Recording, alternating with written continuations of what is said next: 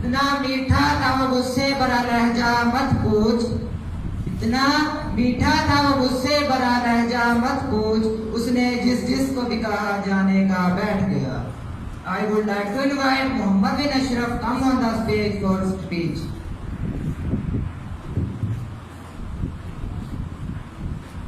نحمده ونصلي على رسوله الكريم، أما بعد فأعوذ بالله من الشيطان الرجيم، بسم الله الرحمن الرحيم۔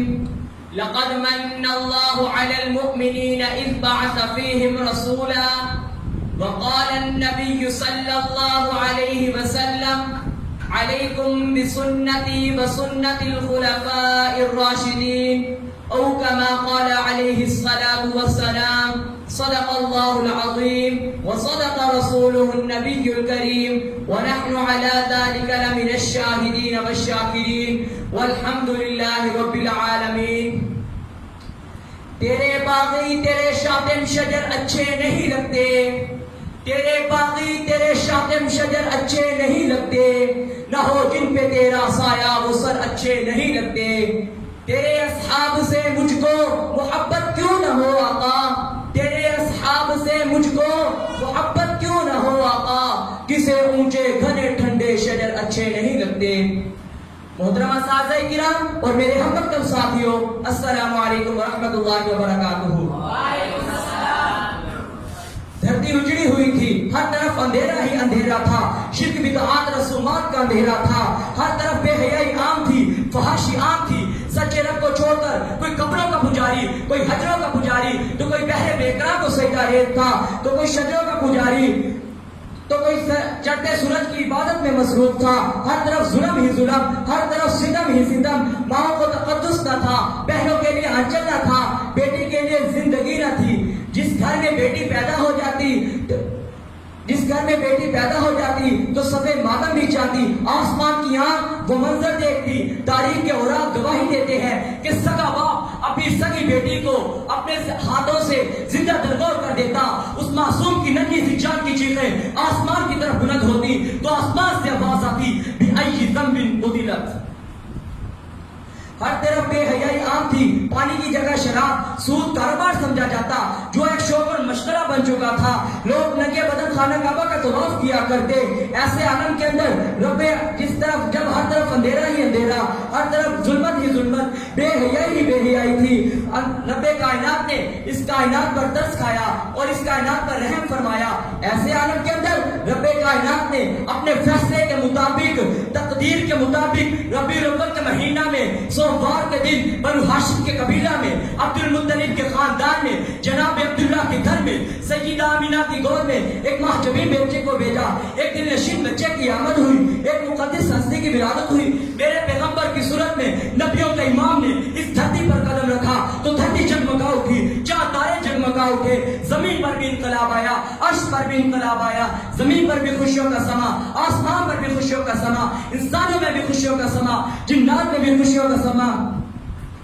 جب آپ کے دادا حضرت عبد المطلب کو یہ خبر ملی کہ آپ کے مرحوم بیٹے عبداللہ کے گھر میں ایک بیٹے کی ولادت ہوئی ہے، ایک چاند سے چہرے کی ولادت ہوئی ہے، عبد المطلب وہاں سے دوڑتے ہوئے گھر داخل ہوئے تو خوشبو کے جھونکے نے ان کا استقبال کیا، ان کے قدم وہی رک گئے اور کہنے لگے اے آمینہ تو نے خوشبو لگائی ہوئی ہے، ابھی چند ماہ تو ہوئے میرے بیٹے کو جدا ہوئے اور تو نے خوشبو لگانا شروع کر دی۔ سیدہ آمینہ کہتی ہے اے ابا جان یہ خوشبو میں نے تو نہیں لگائی، پھر بیٹا یہ خوشبو کہاں سے آ رہی ہے؟ یہ خوشبو والی بات کوئی یاد سے تو نہیں؟ جب سے یہ مبارک بچہ میرے بدن کے اندر آیا ہے میں سانس لیتی ہوں تو سانس خوشبودار، پسینہ آتا ہے تو پسینہ خوشبودار۔ جب سے یہ مبارک بچہ میرے بدن کے اندر آیا ہے اس دن سے جب میں پتھروں کے اوپر سے گزرتی ہوں تو پتھر نرم پڑ جاتے ہیں، درختوں کے نیچے سے گزرتی ہوں تو درخت دھاپ جا جاتے ہیں، پہاڑوں کے پاس سے گزرتی ہوں تو پہاڑ جھک کر یوں کہتے ہیں محمد کی اماں سلام ہو۔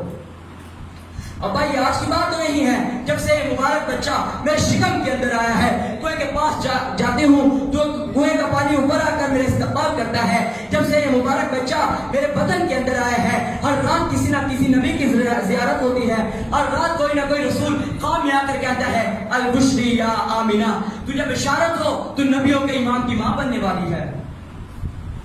وہ آئے جن کے آنے کی زمانے کو ضرورت تھی، وہ آئے جن کے آنے کی زمانے کو ضرورت تھی، وہ آئے جن کی آمد کے لیے بے چین فطرت تھی، وہ آئے نغمہ داؤد میں جن کا ترانہ تھا، وہ گریہ یعقوب میں جن کا فسانہ تھا، وہ آئے جن کی آمد کے لیے مسترب تھی وادی بطحا، وہ آئے جن کی آمد کے لیے مسترب تھی وادی بطحا، وہ آئے جن کے قدموں کے لیے کعبہ ترستا تھا صلی اللہ علیہ وسلم، جو ایک بار بارگاہ رسالت میں رسول صلی اللہ علیہ وسلم کا تحفہ بیٹا ہے، 3 دن تک کرامن کاتبین اس کا گناہ نہیں لکھتے، اس کی توبہ کا انتظار کرتے ہیں۔ معزز سامعین، میں نے جو آپ کے سامنے آیت کریمہ تلاوت کی ہے، کائنات کے رب نے فرمایا لقد من اللہ علی المؤمنین، پکی بات ہے اللہ تعالیٰ نے مومنوں پر احسان فرمایا، وبعث فیہم رسولا، کہ اپنے راج دلالے پیغمبر کو تمہارے درمیان مبعوث فرمایا۔ الہ العالمین، احسان تو تیرے اور بھی ہیں، زمین کا بچھونا تیرا احسان، آسمان کا پھیلاؤ تیرا احسان، موت اور حیات کی کشمکش تیرا احسان، لیکن تیرے احسان اور بھی ہیں، لیکن آج تک تو نے یہ نہیں کہا زمین بنائی میرا احسان، آسمان پھیلایا میرا احسان۔ پھر آج کیا ہوا؟ ربیع الاول کے مہینہ میں سیدہ آمنہ کی گود میں سراج منیرہ کی صورت میں نبیوں کے امام کی آمد ہوئی۔ کائنات کے رب تو بھی بول اٹھتا ہے لقد من اللہ علی المؤمنین، پکی بات ہے اللہ تعالیٰ نے مومنوں پر احسان فرمایا کہ اس نے اپنے آخری پیغمبر کو، اپنے راج دلالے پیغمبر کو، نبیوں کے سالار پیغمبر کو، نبیوں کے امام پیغمبر کو، کائنات کی جان کائنات کی روح پیغمبر کو، اللہ احسان جتلانا تو تیرا بندوں کا کام ہوتا ہے، تو رب ہو کر احسان جتلاتا ہے۔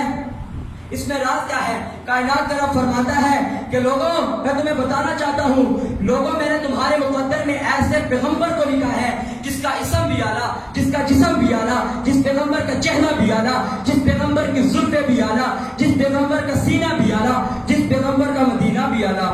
جب پیغمبر بولے تو بول قرآن، سوچے تو سوچ قرآن، چلے تو چال قرآن۔ ایسا پیغمبر جو صرف پیغمبر نہیں، پیغمبروں کا پیغمبر ہے، جو صرف رسول نہیں، رسولوں کا رسول ہے، جس پیغمبر کو میں نے اپنے دست قدرت سے بنایا، بنا لینے کے بعد دھرتی کو کسی اور یوسف کی ضرورت نہیں، بنا لینے کے بعد میں نے نبوت کی پرکار کو توڑ کر رکھ دیا اور کہا کہ آئے کے بعد دھرتی کو کسی اور یوسف کی ضرورت نہیں، کسی اور نبی کی ضرورت نہیں۔ میں نے آدم سے لے کر عیسیٰ تک تمام کرداروں کو مکمل کر دیا، جس کے چہرے پر کائنات کے سارے حسن کو مکمل کر دیا، جس کے قدموں پر معراج کی بلندیوں کو مکمل کر دیا۔ ایسا پیغمبر جس کی نبوت بھی اعلیٰ، ایسا پیغمبر جس کی بعثت بھی اعلیٰ، تو ایسے پیغمبر کو تمہارے مقدر میں لکھ کر لقد من اللہ نہ کہتا تو اور کیا کہتا۔